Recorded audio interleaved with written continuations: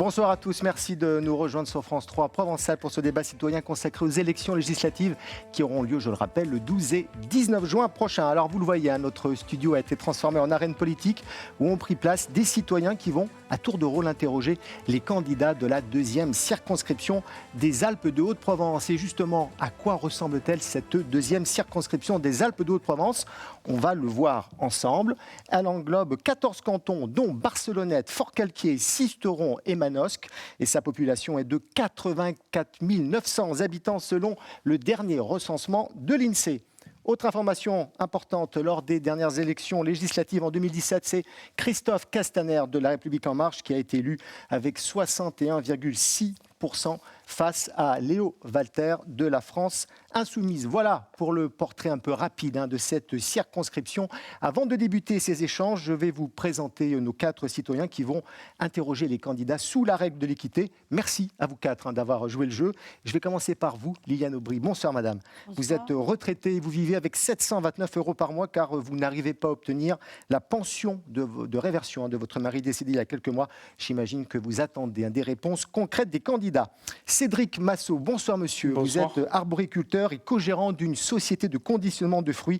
On parlera emploi, concurrence et compétitivité avec vous. Pascal Ventre, bonsoir monsieur. Bonsoir. Vous êtes le président des Gîtes de France dans le 04. Le tourisme est la deuxième activité du département en termes d'économie et les soutiens financiers de l'État ont, selon vous, considérablement diminué. Et enfin, Saïd Wichou, bonsoir monsieur. Bonsoir. Vous êtes médecin et vous faites partie du collectif Santé en danger en Provence-Alpes-Côte d'Azur. J'imagine que les services d'urgence des hôpitaux, les déserts médicaux seront au cœur de vos questions. Voilà, les présentations étant faites, nous allons sans plus attendre débuter ces échanges.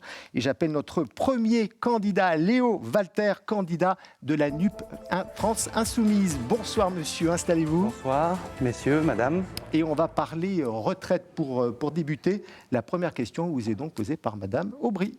C'est moi, je montre déjà où j'ai trouvé l'info. Et je vais vous dire ma question. Comme ça, il n'y a pas d'ennui. Nous augmenterons la pension minimale de retraite à taux plein à 1 100 €. Et moi, je suis à 720 € parce que comme mon mari est décédé il y a 6 mois, je suis très en colère, mais une colère, je ne la montre pas là parce qu'il faut rester poli. Je ne comprends pas. Pourquoi ces tracas de papier, de nous demander chaque fois la même chose, on renvoie. Moi, ça fait 6 mois, j'arrête pas.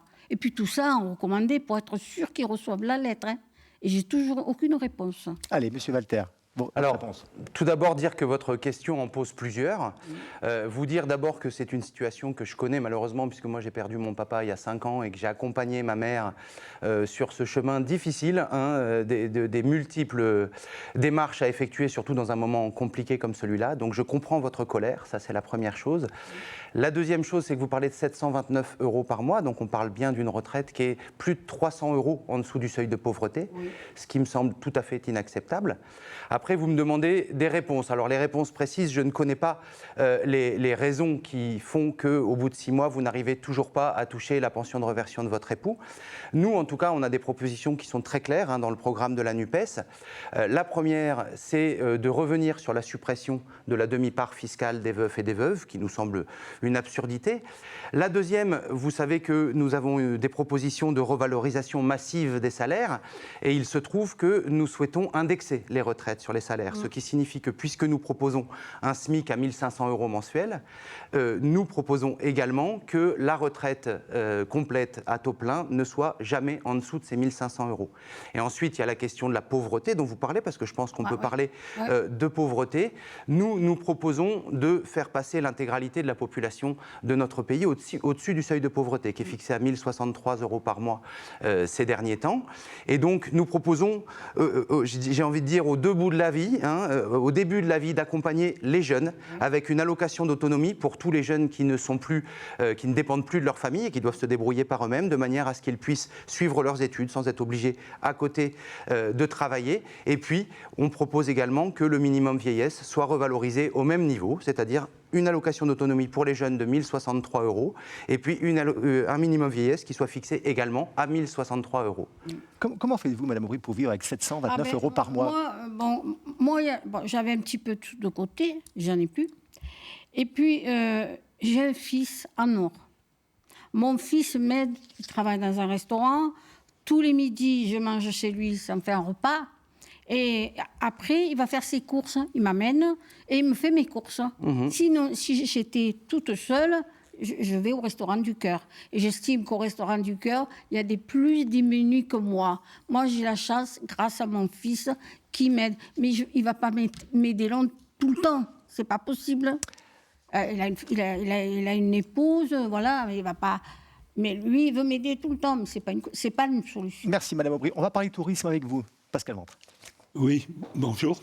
Bonsoir, Monsieur Ventre. Alors, je vais vous dire 2 mots des Gîtes de France.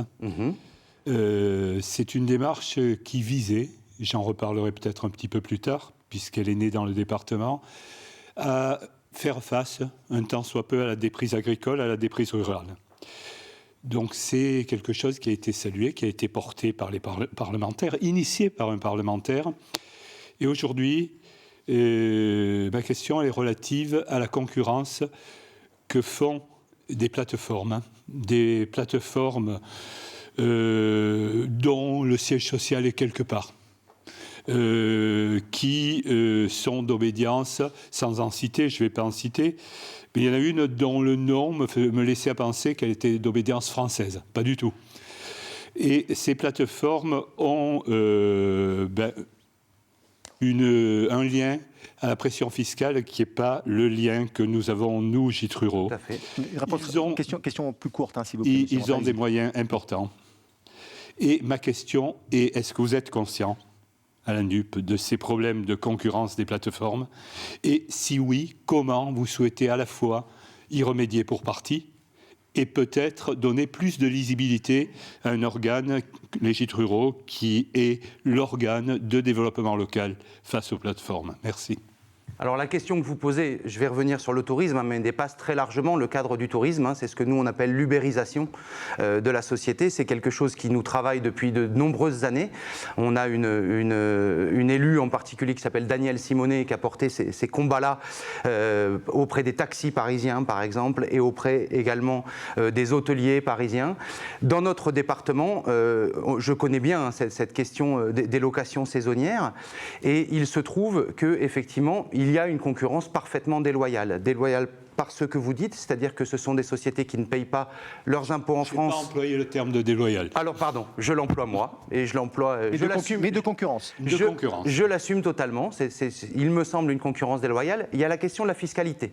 Nous, on a des réponses très fortes dans notre programme, qui sont l'impôt universel, c'est-à-dire l'idée qu'on doit payer des impôts là où on fait son chiffre d'affaires, et que nous poursuivrons, comme le font cet État bien connu que sont les États-Unis d'Amérique, par le biais de l'impôt universel, aller chercher l'argent là où il est. Ça, c'est un premier point qui me semble très important. La deuxième question que vous posez, alors on ne va pas donner de nom de plateforme puisque vous n'en avez pas donné, mais il me semble qu'il y a aussi une utilisation parfaitement abusive de ces plateformes. C'est-à-dire qu'une plateforme qui était dédiée au départ à ce que moi je pars en vacances, on me permet de louer mon logement principal pendant le temps où je ne suis pas là pour faire un petit complément de revenus, c'est devenu un business. Où il y a des gens qui possèdent 2, 3, 5, 10 appartements, 10 biens, et qui les louent par le biais de cette plateforme, donc sans être soumis comme vous l'êtes, ou comme le sont les hôteliers, ou comme le sont les loueurs saisonniers plus légitimes, on va dire, aux mêmes taxes, aux mêmes impôts, et même, je dirais, aux mêmes obligations de respect d'un certain nombre de règlements. Et donc ça, nous avons une proposition qui est très claire, qui est écrite noir sur blanc dans notre programme, qui est de limiter ces locations saisonnières uniquement aux propriétaires occupants. Merci. C'est-à-dire interdire la location abusive et donner, excusez-moi, je finis juste très rapidement, on va passer à l'arboriculture. Donner le pouvoir également aux maires, redonner le pouvoir aux maires de faire appliquer les règlements dans leur commune. Merci. Je ne sais pas si j'ai répondu, mais c'est 2 points au moins. Monsieur Massot, à vous. Moi, je vais vous parler de la filière arboricole, mais qui peut s'étendre aussi aux autres produits, fruits et légumes en général. On sait qu'en France, aujourd'hui, on est en haut de la page en termes de sécurité alimentaire. On nous demande toujours de laver plus blanc que blanc. Nous n'avons pas les mêmes contraintes en termes de cahier des charges, de normes que les autres pays européens. À titre d'exemple, au niveau européen, nous avons 459 substances actives autorisées. Au niveau français, nous en avons 304. C'est un tiers de moins. C'est un exemple parmi tant d'autres. Sauf que nous importons des produits européens que l'on retrouve dans nos supermarchés français, qui n'ont pas subi les mêmes contraintes et les mêmes impasses techniques que nous. Tout à fait. Donc, quand est-ce qu'on va pouvoir avoir droit à un modèle uniforme entre tous les pays d'Europe ? Voilà. Encadrer cette concurrence. Tout à fait. Alors, ce dont vous parlez, c'est d'harmonisation. D'harmonisation fiscale, d'harmonisation sur les règlements environnementaux, sur les règlements sociaux. Moi, j'ai envie de vous répondre que si on cherche la compétitivité par le bas, on n'y arrivera pas. Vous ne serez jamais, les agriculteurs français, compétitifs avec d'autres pays où les normes sociales sont extrêmement légères, où les normes environnementales, comme vous l'avez très bien dit, ne sont pas les mêmes. Alors, on a deux choix. Soit on harmonise par le bas, et ça sera au détriment de notre modèle social, de notre modèle environnemental et de la bifurcation qu'on doit absolument commencer dès maintenant vers l'agriculture paysanne et écologique, soit on harmonise par le haut. Et nous, c'est ce que nous proposons. Nous proposons ce qu'on a appelé un temps le protectionnisme solidaire, c'est-à-dire l'idée que nous accompagnons nos agriculteurs, nos producteurs, quels qu'ils soient d'ailleurs, au-delà de l'agriculture, nous les aidons à faire cette transition qui est absolument nécessaire. On ne parle pas du tout d'écologie punitive, c'est le contraire. On parle d'accompagner les gens vers la transition. Et puis après, on met des taxes aux frontières, c'est-à-dire que, on exige que quand il y a quelque chose qui est interdit en France, il soit interdit d'importer des produits qui sont interdits en France, de manière à ne pas vous mettre, vous, en concurrence avec des pays où ils auraient le droit de le faire, et ça rentre, et puis vous n'êtes plus compétitif, comme vous le disiez. Et la deuxième chose, c'est la question de l'harmonisation fiscale et sociale, c'est-à-dire que tant qu'on pourra avoir des travailleurs détachés, tant qu'on pourra avoir un travail au rabais, effectivement, vous aurez des difficultés. Nous, ce qu'on propose, ce n'est pas d'harmoniser vers le bas, c'est d'harmoniser vers le haut. On va parler santé avec vous, Monsieur Michou.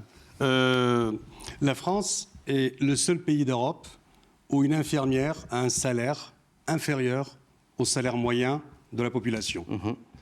Une infirmière travaille la nuit pour 1,07 € de plus par heure. Ma question, est-ce que vous êtes prêt à travailler pour 1 € de plus la nuit ? Alors si la réponse est non, de toute évidence. Pourquoi on l'accepte pour une infirmière ? Alors, on l'accepte, je ne sais pas qui est on. Moi, en tout cas, je ne l'accepte pas. Je ne l'accepte pas, c'est très clair. Vous posez la question, là, il y a encore une fois plusieurs questions dans votre question. Il y a la question de la revalorisation des salaires, il y a la question de la reconnaissance des soignants. Je rappelle ce slogan que nous avions pendant la crise des Gilets jaunes, où nous disions, nous, à la France Insoumise et ailleurs, qu'au lieu de donner 40 milliards à certaines entreprises et d'applaudir les soignants, on ferait mieux de faire le contraire. Je continue à penser qu'il vaut mieux applaudir certaines entreprises pour leur réussite et puis donner les milliards aux soignants, aux enseignants, etc. Parce que la question des salaires dépasse très largement, même si c'était effectivement un scandale absolu dans le cadre des métiers soignants. Il y a la question du gel du point d'indice des fonctionnaires. Qu'ils soient fonctionnaires hospitaliers, fonctionnaires territoriaux, fonctionnaires de la fonction publique d'État. J'en parle en connaissance de cause, étant enseignant. Il y a la deuxième chose qui est la revalorisation des carrières des soignants.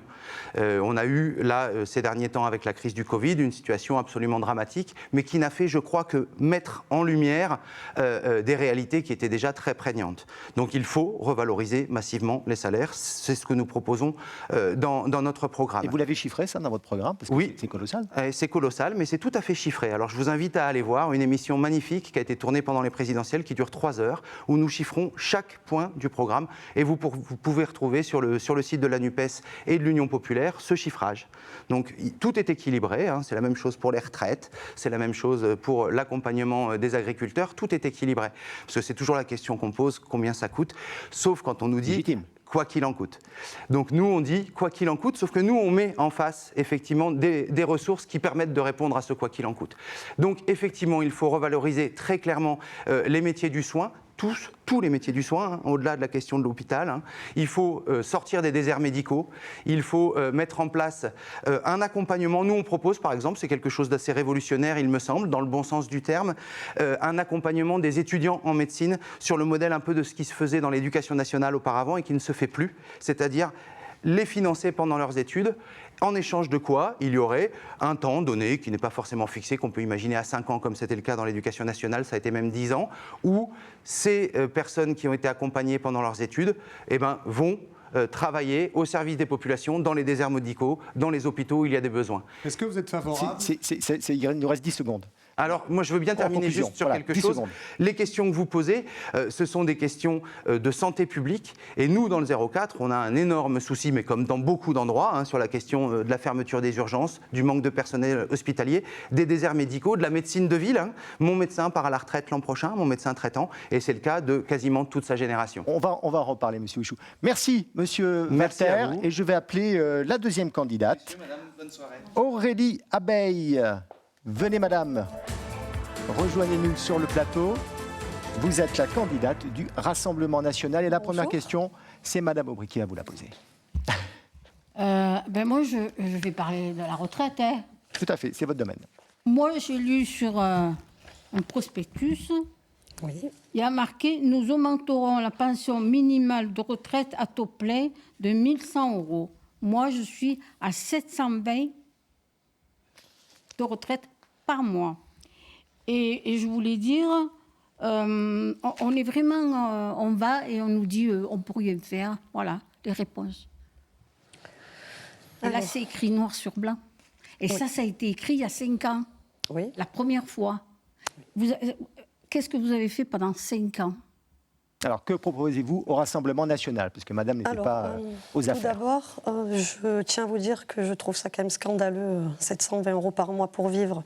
Enfin, me concernant, il est hors de question de laisser nos retraités, nos anciens qui ont cotisé, qui ont travaillé toute leur vie dans une telle détresse, concrètement. Nous, au Rassemblement national, déjà, on propose qu'il n'y ait pas de retraite inférieure à 1 000 €, déjà pour commencer. Ensuite, on propose de réinstaurer la demi-part des veuves et des veufs qui a été injustement supprimée. Oui. Ce qui permettrait déjà de lutter un peu face aux difficultés de fin de mois. Ça ferait combien en plus pour madame, cette demi-part? Est-ce que vous le savez? Je n'ai pas fait les calculs là-dessus. De toute manière, je ne paye pas les impôts avec ce que je... Oui, c'est pour ça que je Oui, vous pose voilà, la c'est question. vrai. Donc voilà. Ah, Bon. voilà, moi, je ne suis pas un exemple.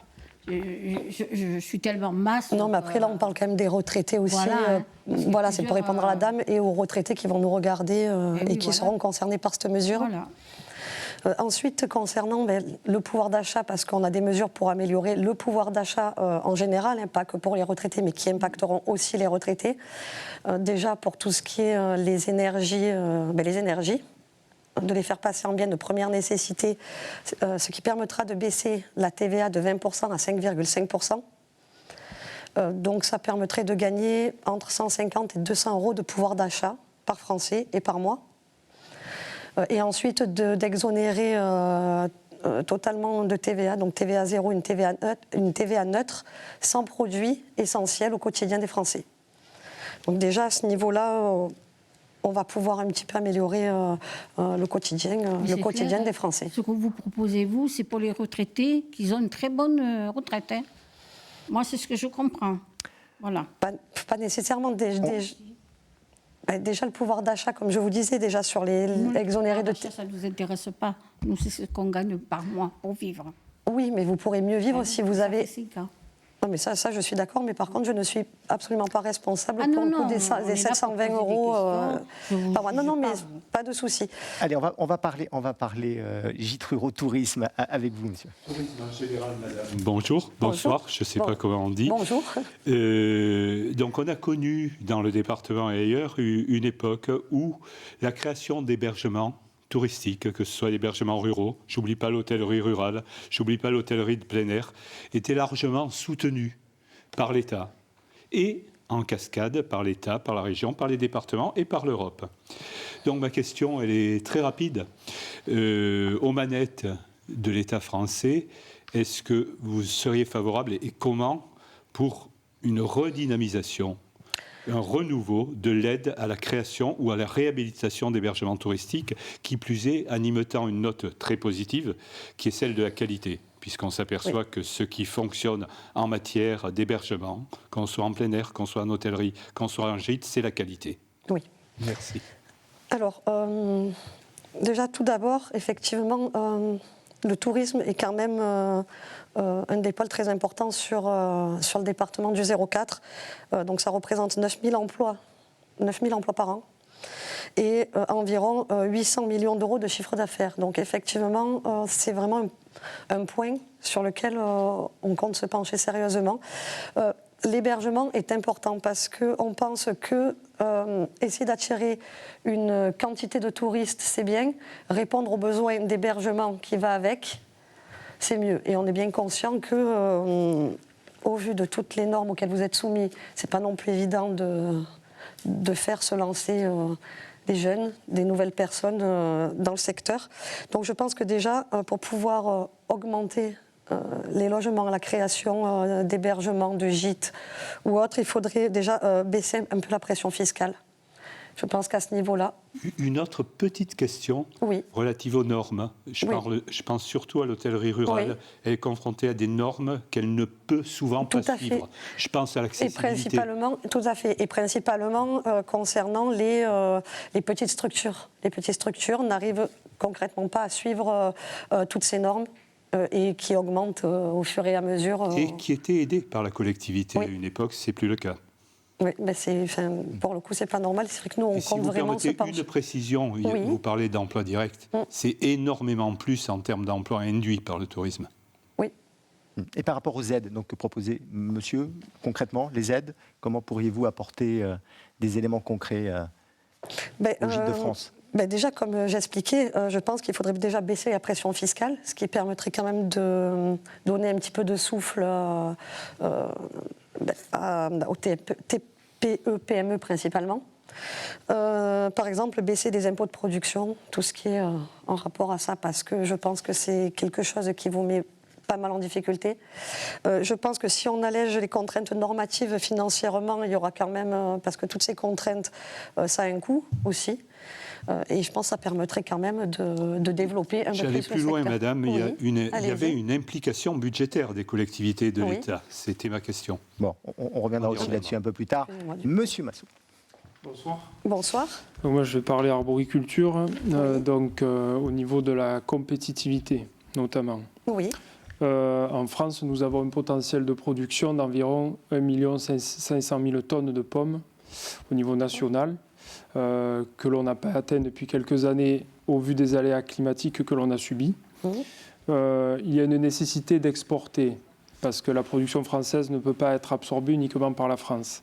On a un problème de compétitivité parce que nous sommes assaillis de charges, de normes, de toutes ces choses-là. Mais sauf qu'en face, nous sommes sur un marché qui reste mondial. Et le marché, soit on se met au prix, soit on ne vend pas. Donc il y a eu énormément de pertes de marché à ce niveau-là. On est passé en 10 ans, on a baissé de 50% la part d'exportation. On est passé de 700 000 tonnes exportées à 350 000 tonnes exportées à aujourd'hui. Jusqu'où va-t-on aller dans la perte de la souveraineté alimentaire ? Et il faut savoir que dans notre département, 0,4-0,5, puisque c'est sur un bassin, on représente 10% de la production française. Ça a un impact, ça génère énormément d'emplois. Il faut considérer 1 hectare égale un équivalent temps plein. Votre question, monsieur. 3 000 sur le... effectivement. Allez-y, votre question, allez-y. Voilà, la question, c'est comment va-t-on faire pour lutter contre la perte de la souveraineté alimentaire et comment va-t-on faire pour préserver l'économie qui est générée par l'agriculture ? Oui, alors déjà, vous mettez le doigt sur effectivement l'agriculture qui est un pôle très important au niveau de l'emploi. Ça, je suis d'accord avec vous. Environ 3 600 emplois temps plein par an. C'est ce qui est énorme sur notre département. Concernant la perte de souveraineté, c'est quelque chose, nous, au Rassemblement national, qu'on soulève depuis des années. Effectivement, c'est pas, au niveau de la concurrence, c'est complètement déloyal pour nos petits agriculteurs. Vous êtes soumis à des normes auxquelles ne sont pas soumis d'autres pays. Un cahier des charges qui augmente d'année en année. Nous, on propose que tous les pays ne respectant pas les normes auxquelles vous êtes soumis ne soient pas sur nos étals, en fait, les produits ne soient pas sur nos étals en France. Parce qu'il est inconcevable qu'on consomme, qu'on fasse venir des produits qui ne respectent pas les normes auxquelles vous êtes soumis. Donc pour nous, c'est vraiment... Mais au-delà de ça, c'est la perte de compétitivité face à un prix de revient plus élevé que les autres. Oui. Parce qu'on a des charges qui sont beaucoup plus marquées et beaucoup plus importantes. Oui. Et là-dessus, c'est impossible de lutter face à d'autres pays où le prix de revient et le coût de production est inférieur de 30 ou 40% chez nous. Il faut aussi réduire les marges des distributeurs. C'est une question, ça, parce qu'ils... Oui. Puisqu'on parle de ça aussi, cette année, on a eu énormément de hausse de coûts de production liés à la période après Covid, liée à la guerre en Ukraine. On peut voir que sur les étals, le prix du kilo de pommes reste élevé, à un prix élevé, mais on n'a aucune répercussion, nous, au niveau de la production. Donc il faut à un moment donné que cette répercussion, on puisse la faire remonter à la production et qu'il n'y ait pas uniquement les centrales d'achat et les distributeurs qui récupèrent au passage. D'accord. Monsieur Wichou, on va parler santé avec vous. Bien, madame. Pour lutter contre les déserts médicaux, et comme vous le savez certainement, de plus en plus de services hospitaliers ferment. Oui. Le week-end dernier, à Manosque, le SAMU et les urgences étaient fermés. Tout à fait. Il existe des praticiens qu'on appelle les PADU, c'est les praticiens à diplôme hors Union européenne, qui attendent actuellement depuis 2 ans la validation de leur diplôme. Ce sont des médecins reconnus et qui a parfois certains de nationalité étrangère qui ont fait leurs études, par exemple, en Roumanie ou en Ukraine. Oui. Et ils attendent toujours depuis 2 ans la validation de leur diplôme pour qu'ils puissent travailler. Est-ce que vous êtes favorable qu'on puisse valider dans un délai très rapide leur diplôme, qu'ils puissent venir remplir les postes vacants dans les services hospitaliers et en ville? Voilà, faciliter les démarches. Oui, alors, nous, dans un premier temps, c'est vrai qu'on aimerait réussir à faire venir déjà les médecins diplômés en France ou infirmières diplômées en France dans nos zones où il y a une désertification médicale, dans un premier temps, parce qu'il y a possibilité, nous pensons, de relancer l'attractivité sur notre secteur au niveau des... Comment les inciter? Alors, nous avons une mesure au Rassemblement national qui est au niveau des tarifs de consultation. Donc on mettrait un tarif de consultation modulé en fonction du territoire pour améliorer l'attractivité de certains lieux. C'est-à-dire que les lieux où le désert médical est important, au niveau des tarifs, les tarifs seraient plus élevés que dans les zones où tous les médecins veulent s'installer, quoi. Voilà, déjà, on espère que ça fonctionne. C'est réalisable, ça comme ça. En tout cas, moi je crois pas. Certaines incitations n'ont pas fonctionné, comme la mise à disposition de locaux, la mise à disposition de secrétariats. Ça fonctionne très peu. Et ça fait des années qu'on est comme ça. Aujourd'hui, on ne va pas continuer à essayer des choses à droite à gauche. Il y a urgence aujourd'hui. Cet été, il va y avoir de gros problèmes de santé. Quand les urgences et les SAMU ferment, je pense que c'est une question d'heures, voire de jours, pour agir aujourd'hui. Ça, on est d'accord. Et puis, je pense que réintégrer aussi, ça permettrait, ça ne va pas régler le problème, mais ça va apporter un petit peu d'oxygène quand même à nos hôpitaux. Déjà, réintégrer tous les soignants qui ont été injustement mis à pied pendant cette crise sanitaire. Et si vraiment le problème n'est pas réglé, oui, pourquoi pas régulariser c'est pas régulariser, c'est valider les diplômes. Merci. J'allais dire régulariser les diplômes. Mais... Merci Aurélie Abeille. Je vais appeler le prochain candidat. Merci à vous, madame. Merci. Laurent Vicente. Venez, rejoignez-nous sur le plateau.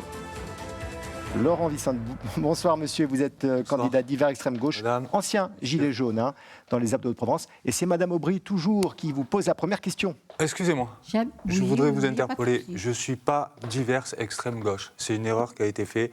J'ai demandé à ce que ce soit rectifié. C'est une étiquette préfecture. Voilà, c'est l'erreur qu'a fait la préfecture. Nous avons demandé le changement en divers tout court. Puisque nous, notre projet, c'est de vous permettre de voter la loi vous-même. Ne plus confier le vote de la loi à vos députés. Voilà, donc on ne peut pas se prétendre être de gauche ou de droite avec cette idée-là. Je vous écoute. Allez-y, madame Aubry. Moi, c'est toujours pareil. Je suis retraitée, petite retraite, et malade, et j'ai besoin d'une personne comme une femme de ménage. Le comble, c'est que moi, j'ai été toute ma vie femme de ménage. Et moi, maintenant que j'ai besoin, parce que je suis handicapée, on me dit que je gagne trop. 720 €, c'est trop. Alors, j'ai travaillé toute ma vie femme de ménage. Et moi, que j'ai besoin maintenant, c'est vital. Mais ça peut pas. C'est une situation qui est incompréhensible. C'est une situation qui est incompréhensible. Moi, j'ai ma maman qui est décédée à l'automne dernier. Personne de 89 ans, avec un revenu de 1100 € par mois. Elle avait droit à la DMR. Je ne comprends pas comment vous êtes dans cette situation, madame. Honnêtement, je vous le dis franco. Hein, moi, à chaque fois que je rentre dans un bureau, et on me jette comme... voilà, je pense surtout qu'il faudrait... Quelles sont vos propositions, M. Vicente, par rapport à... Il faudrait déjà mieux accompagner les personnes comme cette dame pour arriver à faire valoir ses droits. C'est tout. Donc l'accompagnement. L'accompagnement surtout déjà pour faire valoir ses droits. J'ai des droits parce que je suis diabétique type 2, ça veut dire que j'ai 3 insulines par jour. Vous êtes à 100% à la sécurité sociale. Je mange différemment et ce que on achète. C'est pour ça que je ne comprends pas votre situation. C'est trop cher. Avec 720 €, je fais comment? Non, vous ne pouvez pas. Voilà. Madame Aubry n'est pas un cas isolé. Comment fait-on pour accompagner ces personnes? Je suis pas la seule. Hein. Voilà. Comment fait-on pour les accompagner? Parce que ça demande aussi de l'investissement déjà avoir des gens humain compétents pour ça. Et financier. Déjà avoir des gens compétents pour ça. Et ça, je pense que ça relève plus du département ou de la région que du député. Oui. Mais il faut accompagner des gens comme vous, madame, pour que vous ayez droit. Et puis surtout comme les autres candidats l'ont dit, à un moment donné, on ne peut pas payer 720 € des gens par mois. C'est pas possible. Ça, vous trouverez tout le monde qui vous le dira. C'est pas moi qui vais changer. Est-ce qu'on augmente les retraites? Évidemment qu'on remonte les retraites, évidemment. Ah oui, c'est bien. Parce que vous dites augmentation de la retraite, mais alors je suis entièrement d'accord avec vous. Bien sûr. Mais la proposition a été faite il y a 5 ans en arrière. Oui, mais c'est pas moi qui étais présent il y a 5 ans en arrière. Mais je le dis quand même. Je l'ai dit à tous les candidats qui sont passés, je leur ai dit. Ils étaient en place depuis 5 ans et ça n'a pas bougé. Oui. Moi, j'ai perdu 60 € en 5 ans. Eh ben, vous pourrez dire à M. Castaner qui va suivre que dans la proposition de M. Emmanuel Macron en 2017, justement, il y avait de ne pas toucher au pouvoir d'achat des retraités. Et de suite derrière, ils vous ont appliqué une CSG. Voilà. M. Castaner passera juste après, donc on lui posera la question. Monsieur Vendre, on va parler de tourisme. Oui, question à caractère très général et sans présager des compétences de chacun des niveaux de la collectivité, c'est celle relative au transport et à l'accessibilité. Pourquoi? Parce que je parle de tourisme ici. Et pour qui est tourisme? Il faut que les lieux touristiques soient accessibles sur notre département, et je parle en général, pas d'une circonscription ou de l'autre. Les lieux sont accessibles par un réseau routier qui est vieillissant ou par des transports publics insuffisants. Ma question elle est relative à votre position par rapport à cette amélioration. Moi, je ferai tout pour que ça soit beaucoup plus ouvert. Je veux dire, on ne peut pas aller... Justement, on parle de tourisme. On a un bel outil qui est le train d'Épines qui nous ramène du tourisme de la Côte d'Azur jusqu'à chez nous. On essaye d'y taper dessus. Je vois, par exemple, l'exemple de la Pointe Sublime en haut du Verdon, où on décide de faire un parking payant. Payant pourquoi? Pour justement éloigner des gens. C'est en posant des barrières comme ça là qu'on éloigne le tourisme. Et vous avez raison de parler de la mobilité et de l'attractivité par le transport. Il faut absolument faire quelque chose. Et ça, c'est en concertation avec vous et avec les autres acteurs, en y réfléchissant tous ensemble, qu'on peut arriver à changer les choses. Ce n'est pas en attendant d'un député qui sorte quelque chose du chapeau, qui n'appliquera pas en plus. C'est en étant impliqués, nous tous, qu'on va arriver à changer ça. Et on met du transport sur des rails, vous l'avez dit avec le train d'Épines, mais sur des routes. Elles sont à très grande majorité départementales chez nous. Est-ce que vous seriez, si vous êtes demain parlementaire, pas demain, à la fin juin, parlementaire, favorable à une implication de l'État sur le réseau routier départemental? C'est une implication contractuelle, mais... Évidemment. Et je vais même pousser plus loin. Aujourd'hui, on a un tourisme de vélo. On a des gens de plus en plus avec ce souci d'écologie... On a de plus en plus, et on commence à les voir aujourd'hui, depuis le mois dernier, on les voit bien sur nos routes, on a de plus en plus de gens qui voyagent à vélo. Voilà. Et bien ça, il faut développer les voies douces pour ces gens-là, pour faire venir le tourisme jusqu'à chez vous. Monsieur Massot, on va parler arboriculture à nouveau. Donc, en France, il y a 9000 hectares qui sont situés dans la zone Natura 2000, tout verger confondu. Sur 9000 hectares, il y en a 4600 environ qui sont situés en PACA. Si la réglementation liée à Natura 2000 est appliquée sur ces zones-là, c'est la fin de la production garantie sur ces zones. Voilà. On est déjà arrivé à un niveau très poussé en termes de sécurité alimentaire. Enfin, on arrive déjà dans des impasses techniques. Si vraiment on applique les choses liées à Natura 2000, donc c'est à la fois les exploitations concernées qui vont subir les conséquences, mais c'est aussi la perte petit à petit, encore un peu plus, un pas après l'autre, de notre souveraineté alimentaire. Que peut-on faire pour arrêter ça ? Je ne sais pas, vous proposez quoi ? Quand vous êtes en concertation avec vos collègues qui sont... Oui, mais monsieur n'est pas candidat aux législatives. Oui, mais c'est quand même sur leur conseil que nous, on est capable de prendre des décisions. Oui, mais quelles sont vos propositions, justement, quand il vous pose cette question-là ? Des propositions, j'en ai pas. Ouais. J'attends surtout qu'on vienne me dire quelle est l'utilité, quelle est la nécessité de cette filiale-là. Que les zones de production ne soient pas dans la zone Natura 2000 et qu'on puisse continuer de produire, tout simplement. Et pourquoi ils voudraient vous interdire ça ? Parce sous quel prétexte ? C'est le côté écologie qui prend le pas sur le reste petit à petit. Et moi, j'ai toujours dit que l'écologie, il ne fallait pas la mettre en confrontation à l'agriculture, mais il faudrait marcher main dans la main. Et là, c'est une guerre contre l'autre. Alors qu'on fait déjà tout notre possible avec les vergers éco-responsables, qui est un label unique au niveau de l'ANPP, avec tous les producteurs qui cotisent à ce niveau-là, tous les cahiers des charges, le label rouge, l'IGP, enfin, tout ce qui s'ensuit. Et aujourd'hui, on nous demande encore chaque fois de rempiler quelque chose sur des choses où on va vraiment être dans l'impasse technique à coup sûr. D'accord. Eh bien, nous, ce qu'on propose, c'est déjà que dans la circonscription, il y ait une véritable personne qui soit là pour écouter ces problématiques-là et les autres problématiques. Et ça sera ma suppléante. Ma suppléante qui, elle, est chargée de recherche en écologie forestière.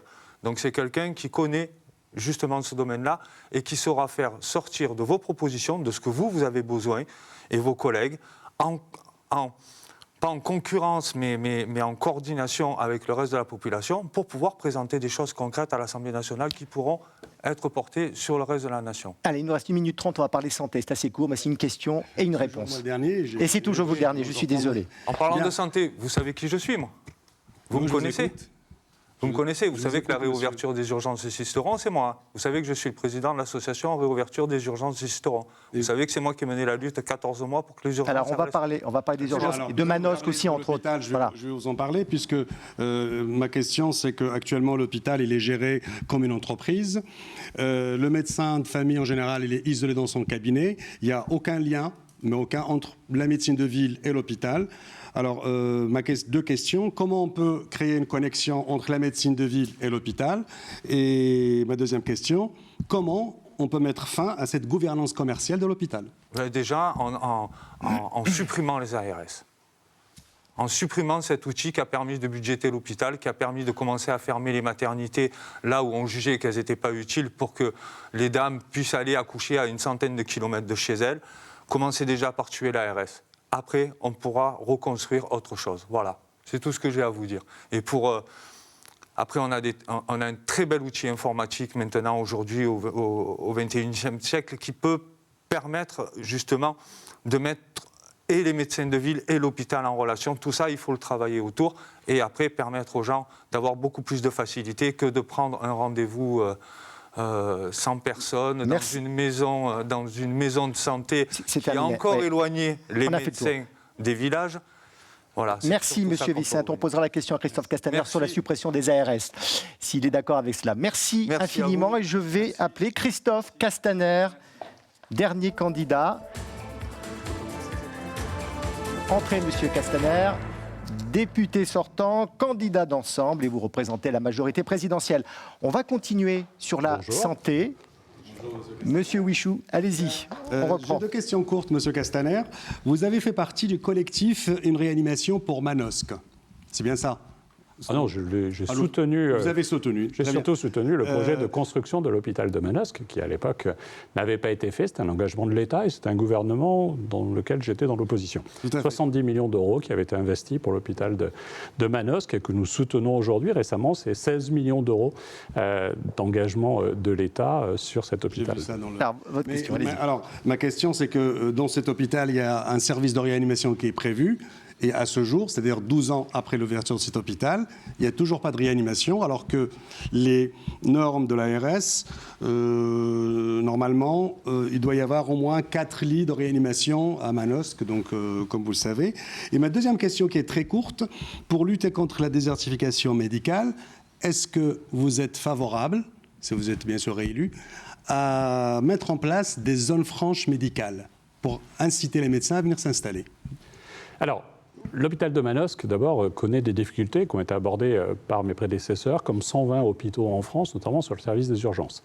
Et la plus grande difficulté, vous la connaissez mieux que moi, c'est celle aujourd'hui d'avoir une carence de l'offre médicale, et en particulier des médecins généralistes.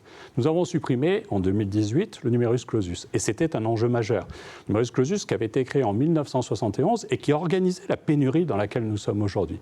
La difficulté, c'est qu'il nous faut une dizaine d'années pour avancer dans la formation d'un médecin, et qu'il nous faut faire face à un certain nombre d'urgences. Le président de la République, hier, a confié à M. Braun, le patron de SAMU Urgences de France, une mission d'1 mois pour qu'on essaye de trouver toutes les bonnes pratiques qui nous permettent de préserver. Et évidemment, je mène le combat pour ce sujet pour l'hôpital de Manosque. Et quand l'hôpital de Manosque a été créé, il n'était pas prévu de service de réanimation, parce qu'il y a un service de réanimation à Digne, avec 8 lits, et qu'il aurait fallu réorganiser le système, faire en sorte qu'on supprime des lits à Digne pour les mettre à Manosque, alors que dans la situation que l'on connaissait et de risque de fragilité de l'hôpital de Digne, il a été décidé de ne pas faire. Il n'y a que 6 lits de réanimation à Digne. 6, vous voyez. Donc il en faudrait, pour la population, il en faudrait au moins 12 à 13, selon les normes de l'ARS. Mais la vraie difficulté, c'est celle de la capacité que nous avons aujourd'hui à former des médecins et des médecins spécialistes. Aujourd'hui, même si nous ouvrions 6 lits de médecine pour des médecins réanimateurs à Manosque, nous n'aurions pas la ressource humaine. Et vous le savez comme moi. Et ce n'est pas une question d'argent. Parce que quand on regarde le budget de la sécurité sociale, et en particulier de l'assurance maladie, c'était 190 milliards en 2017, nous l'avons fait porter à 236 milliards. C'est une augmentation spectaculaire. Vous parliez tout à l'heure de la rémunération des personnels de santé. Une infirmière a gagné 250 € par mois, un praticien hospitalier, net. Un praticien hospitalier, c'est à peu près 1 000 €. Et ça ne suffit pas. Vous parliez des médecins étrangers. Actuellement, il y a 22 500 médecins étrangers qui sauvent notre hôpital public et que nous devons continuer à accompagner. Et j'ai entendu votre question, il faut simplifier, simplifier, simplifier sur ces sujets. Il faut mener vraiment un combat sur tous les fronts. Et il ne faut pas que ce soit une question d'argent. Il faut revoir la gouvernance des hôpitaux et il faut faire en sorte que la médecine, que le médecin que vous êtes puisse aussi avoir, qu'il soit médecin de ville pour le lien avec l'hôpital ou qu'il soit médecin hospitalier, puisse avoir un rôle dans la gouvernance de l'hôpital. C'est un engagement qu'a pris Emmanuel Macron et que nous mettrons en œuvre. Et l'hôpital de Manosque, il manque des médecins urgentistes. Hein. Ça, c'est une réalité. Les urgences étaient fermées ce week-end, par exemple. Oui, oui. Donc comment trouver un médecin, là, rapidement? Alors, on a trouvé un médecin, on en a trouvé un autre qui arrive en septembre, et de toute façon, ça ne suffit pas. On met en place des mesures palliatives. Il y a une maison de garde qui s'est ouverte le dimanche pour accompagner les urgences. Il se trouve que c'est mon frère médecin à Manosque qui en est le président. Et donc, du coup, nous devons trouver toutes les solutions. Je vous assure que l'ARS, mais aussi le maire de Manosque, le directeur de l'hôpital, tout le monde se mobilise à fond sur ces sujets. Mais on a une difficulté, c'est devenu une spécialité médecin urgentiste. Ce n'était pas le cas il y a quelques années. Et souvent, on était médecin généraliste, on allait faire 4-5 ans au service des urgences, puis ensuite on faisait évoluer sa carrière. Sauf que c'est impossible aujourd'hui. Vous avez la formation de médecin urgentiste, si vous voulez devenir médecin en médecine générale et aller vous installer à Angles, par exemple, vous êtes dans la situation où vous devez refaire une formation. Et donc ça a aussi totalement atrophié la ressource sur les médecins spécialistes en urgence. Donc il nous faut sur ces sujets simplifier au maximum. C'est un combat qui est devant nous. On a fait beaucoup en investissant dans l'hôpital, en investissant dans le budget, en investissant dans la rémunération, mais ça ne suffit pas, en particulier sur la rémunération. Oui, parce que le mouvement des urgences date, et il date de pas mal de temps. On a cru, juste en 20 secondes, on s'est tous bercés d'illusions en disant on a le meilleur système de santé du monde. Pendant 30 ans, on a raconté ça à tout va. La réalité, on l'a bien vu avec la crise sanitaire, on le voit avec la conséquence de la crise et les tensions, notre hôpital va mal. Même notre médecine de ville va mal. On a fermé 100 000 lits en 20 ans. 100 000 lits ont été fermés. Ça ne vient pas de 5 ans, il n'y a pas 5 ans, ça fait 20 ans qu'on ferme des lits en France. Tous les gouvernements successifs. C'est aussi parce qu'on a fait évoluer le type de soins, c'est-à-dire qu'on fait des médecins, des interventions sur une journée. Et je vous le dis, ce n'est pas seulement un sujet, pendant longtemps c'est un sujet d'économie. Aujourd'hui, je vous rappelle mes chiffres, 190 milliards, 236 milliards aujourd'hui. L'effort est significatif et il ne suffit pas. Allez, on va parler retraite avec vous, Madame Aubry. Voilà où j'ai trouvé la question que je vais vous poser. Vous avez de bonnes lectures. Ah ben oui, il y a 2 jours, heureusement, parce que j'étais un peu dans le... Alors, Dites-moi. tout petit en plus, 2 lignes. Hein. Allez-y, Madame Aubry. Nous augmenterons la pension minimale de retraite à taux plein à 1 100 €. Moi, aujourd'hui, qui vous parle, je suis à 720. Je sais, j'ai entendu. Voilà. Alors, est-ce que vous allez, parce que ça fait 5 ans qu'on nous a fait cette promesse. Moi, j'ai rien vu venir. Hein. Alors, nous n'avions pas fait cette promesse il y a 5 ans, pour ce qui nous concerne, mais c'est une promesse qui est nécessaire, mais qui implique d'être courageux. J'ai entendu mes prédécesseurs évoquer toute une série de promesses. Alors, avec une générosité extraordinaire. Pour le candidat de NUPES, le candidat mélenchoniste, les observateurs techniques, pas nous, considèrent que le déficit qu'il génère, c'est entre 210 et 335 milliards d'euros.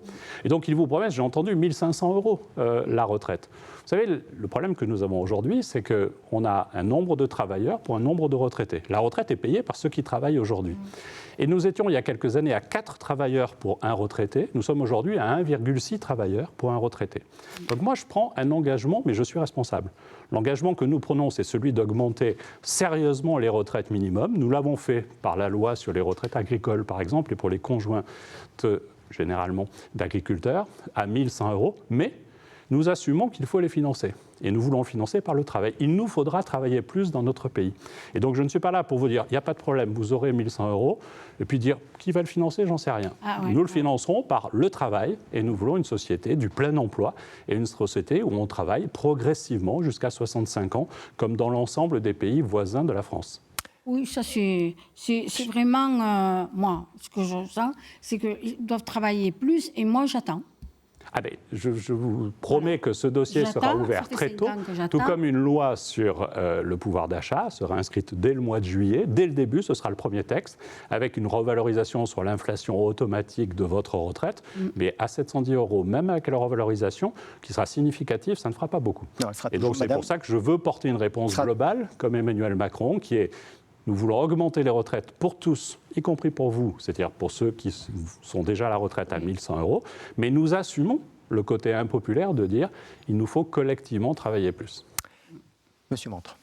Monsieur le député, les gîtes ruraux que je représente ici, et pour parler du tourisme, c'est un de vos collègues qui, en 1951, le sénateur Aubert, a créé la démarche, l'a imaginée pour soutenir cette ruralité. Elle s'exprime dans le poids de la contribution économique du tourisme. Quelques centaines de milliards, selon les sources, c'est divergent, donc on ne va pas s'arrêter à 100, 200, 300 milliards. On va dire 200 milliards au niveau de l'État, c'est grosso modo 7% du PIB. Sur un département comme le nôtre, on met les 2 circonscriptions ensemble, c'est 25% du PIB, 800 millions. Le tourisme sur le département du 04. L'aide de l'État, elle s'est un petit peu dissolue au fil du temps. Je ne dis pas qu'elle n'existe pas, elle est peu lisible. Donc ma question, elle va être accompagnée d'une autre. Qu'est-ce que vous comptez faire en matière d'implication budgétaire de l'État ? Bien évidemment à la hausse si vous pouvez, et j'ai bien entendu les limites, d'une part, et d'autre part, surtout en matière de lisibilité et d'accessibilité pour les porteurs de projets que nous sommes. Et deuxième élément de la question, très très rapide. Très rapidement, pour que M. Castaner puisse répondre. La loi NOTRe, nouvelle organisation territoriale de notre République, a été peu ressentie en milieu urbain. Elle a posé quelques problèmes en milieu rural. L'aide à la construction touristique, qu'elle soit construction de produits, qu'elle soit construction d'hébergement, s'est déconstruite avec la perte de clause de compétence générale. Donc, seriez-vous prêt à proposer une refonte sectorielle et bien plus lisible dédiée au tourisme de la loi de l'État, M. Castaner. D'abord, un clin d'œil. Vous avez évoqué le sénateur Robert, sans préciser que c'était un sénateur des Alpes de Haute-Provence et qui était de la vallée de l'Ubaye. Et son fils, ensuite, a été maire de Barcelonnette. Natif de Gap, ça veut dire que les Alpes du Sud sont une et indivisibles. Elles sont liées. Et il se trouve que ma suppléante, Elisabeth Jacques, est une professionnelle du tourisme et élue dans la vallée de l'Ubaye. Et j'imagine que vous la connaissez. 2 questions. D'abord, l'importance touristique dans notre département, majeure, partout. Même dans le Val de Durance, où on a un emploi, notamment industriel, qui est présent, le poids touristique, l'image du poids touristique est absolument phénoménal et donc il nous faut l'accompagner. Nous l'avons fait pendant la crise. 36,7 milliards d'euros ont été mobilisés pour les professionnels du tourisme et il fallait préserver les professionnels du tourisme. Mais maintenant, il faut effectivement aller au-delà et dans notre département, il faut continuer à agir. Le budget de l'État sur le tourisme, c'est à peu près 15 milliards, ce qui est non négligeable. 15 milliards qui sont répartis sur l'ensemble du territoire national, mais aussi sur les grands acteurs régionaux qui ont effectivement une main sur le tourisme. Et donc, il faut amplifier cet effort parce qu'on sait que cet effort génère des recettes, génère des emplois, génère de la qualité de vie. On n'est pas obligé de partir loin parce que l'activité touristique, c'est une activité qu'on peut trouver. C'est des fois un complément de rémunération aussi, notamment pour le monde agricole. Mais comment rendre plus visible, justement, des sujets sur lesquels nous devons agir. Comment rendre plus lisible sur la question des aides? Moi, je ne suis pas favorable à la suppression de la clause de compétence générale, à la remise de la clause de compétence générale, parce que, en gros, c'est quand tout le monde est responsable de tout, personne ne fait rien quelquefois. Mais il n'empêche qu'aujourd'hui, avec une convention entre le conseil départemental et la région, et je sais qu'Eliane Bareil et Renaud Muselier sont prêts à cela, ils peuvent parfaitement, l'un et l'autre, amplifier l'effort dans notre département. Je crois qu'on peut saluer les engagements d'Eliane Bareil dans notre département, avec des choses symboliques, comme la présence, par exemple, de notre département au Salon de l'agriculture. C'était une première depuis de longues années. Ce sont des sujets qui permettent justement de montrer. Et puis, là, je vais être immodeste, mais je vous assure, pour faire de temps en temps des médias nationaux, tenter de faire la promotion des Alpes de Haute-Provence de façon la plus systématique possible et de vanter notre territoire. Juste un complément de la question que vous avez... Très rapidement, s'il vous plaît, il nous reste, M. Massot. Tout simplement, de l'éclatement de l'aide touristique budgétaire de l'État dans nombre de ministères. C'est ce que j'appelle la lisibilité et l'accessibilité. Alors oui, mais avec un pilotage qui était assuré par Jean-Baptiste Lemoyne jusqu'à présent, qui est venu plusieurs fois dans notre département des Alpes de Haute-Provence et qui l'a incarné, l'a porté. Et je pense que c'est une dynamique qu'il nous faut poursuivre. Merci. On va parler arboriculture. Cédric Massot. Le député, donc bien conscient de tous les efforts qui ont été faits l'année dernière sur les conséquences du gel que l'on a subi sur le bassin des Alpes, il reste néanmoins quelques points qui nous inquiètent. Voilà, on entend dire que le taux de chômage baisse et on a, dans le concret, sur le terrain, on a de plus en plus de mal à recruter de la main-d'œuvre, que ce soit de la main-d'œuvre qualifiée ou non qualifiée. On passe par des cabinets de chasseurs de tête pour la main-d'œuvre qualifiée qui nous coûte de l'argent. On met des mois à trouver, quelquefois. Voilà. Comment peut-on faire pour redonner de la valeur au travail, redonner envie aux gens d'aller travailler?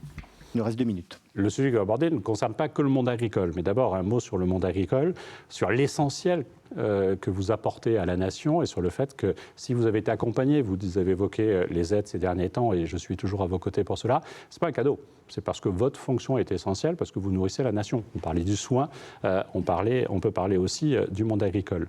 Et donc, il est nécessaire qu'on le fasse. Vous avez évoqué les conséquences, par exemple, du gel. Non seulement on a mobilisé 1 milliard pour aider les agriculteurs, mais en plus, on a fait ensemble une grande loi que le président de la République est venu annoncer dans les Alpes de Haute-Provence, à Corbière, pour faire en sorte qu'on ait une automaticité de l'aide en cas d'accident météorologique catastrophique, comme on a pu en connaître. Et vous posez la question de la pénurie d'emploi que nous connaissons. Et je crains qu'effectivement ce sujet ne s'élargisse à tous. Donc nous devons sur ce sujet redonner le goût du travail et non pas penser qu'en donnant 1 075 € à tous les jeunes pour ne pas travailler, c'est une façon de redonner le goût au travail. J'entendais tout à l'heure le candidat mélenchoniste répondre sur la question de la concurrence internationale. Il aurait pu vous préciser que dans le programme de la NUPES et de Jean-Luc Mélenchon, il y a l'interdiction de tous les pesticides du jour au lendemain. Imaginez votre effondrement de production si du jour au lendemain on vous disait vous arrêtez tout, notamment dans l'arboriculture, c'est pas viable. Et ça veut dire une explosion des prix, une explosion donc du coup qui alimenterait l'inflation. Donc je pense qu'il nous faut sur ces sujets être totalement mobilisés. Il y a des indicateurs positifs, 22% de plus de jeunes apprentis dans le monde agricole, c'est important. Le métier, la formation est en train d'augmenter fortement aussi. On a un magnifique lycée d'enseignement agricole à Carméjane et donc il faut le renforcer encore. Mais nous devons sur ces sujets vous aider et pas en augmenter les charges au passage. Vous parliez aussi des charges. Le candidat de NUPES aurait dû vous dire que dans le programme de Jean-Luc Mélenchon, il y a une augmentation de 14% des charges patronales. Allez, merci Christophe Castaner. Ce débat citoyen touche à sa fin. Tous les autres candidats de cette deuxième circonscription des Alpes de Haute-Provence vont s'afficher sur votre écran. Merci à vous 4 d'avoir joué le jeu. Ce n'est pas toujours facile, je le sais. Merci à vous de votre fidélité. Dans un instant, vos éditions d'information, le 18h30, suivi des éditions locales, des éditions régionales. Très belle soirée à tous et à très bientôt. Au revoir.